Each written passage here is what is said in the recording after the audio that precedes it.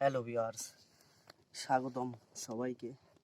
তো আজ সেই অনেক দিন পরে যাচ্ছি প্রজেক্টে। তো বন্যার পানি নেমে গেছে, তো যাচ্ছি নৌকা বেয়ে।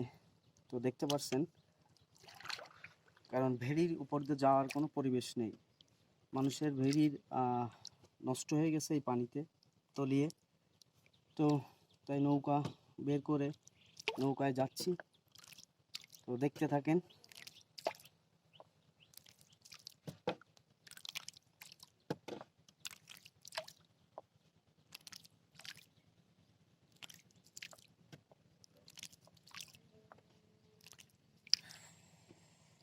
প্রচণ্ড রোদ্দুর, তো পানি নামতে শুরু করে দিয়েছে অলরেডি, পানি নেমেও গিয়েছে। তো পাশে যে আমি যেখান থেকে নৌকা বেয়ে যাচ্ছি, এই হচ্ছে একটা খাল। এই খালটা দিয়ে 27টি বিলের পানি নামে, পানি নিষ্কাশন হয়। তো এরকম আমাদের মতো 27টি বিলের পানি এখান থেকে নিষ্কাশন হয়ে এখন বন্যা একটু নিয়ন্ত্রণে আসছে। মানুষের আসলে অনেক কষ্ট, মাছ পাচ্ছে না প্রজেক্টে।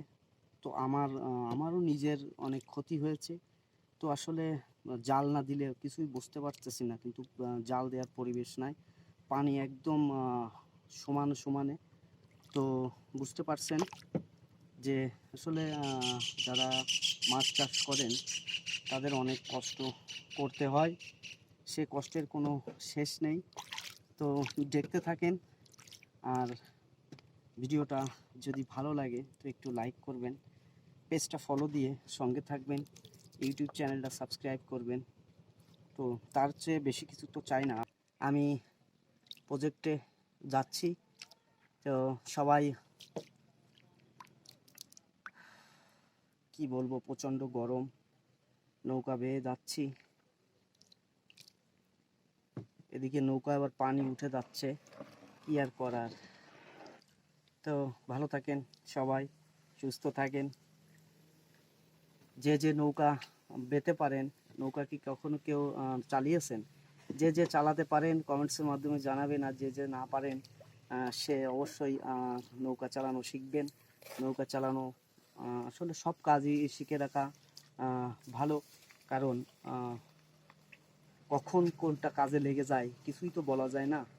তো এটাই হচ্ছে এগের জীবনের বাস্তবতা। অলরাউন্ডার হতে হবে, জীবনে চলতে গেলে অলরাউন্ডার হতে হবে, কোনো কাজে না করা যাবে না। তো তার ভিতরে ভালো আর মন্দ এইগুলোই বিবেচনা করে কাজগুলো করতে হবে। তো সবাই ভালো থাকবেন, সুস্থ থাকবেন, সবাইকে অনেক অনেক ধন্যবাদ।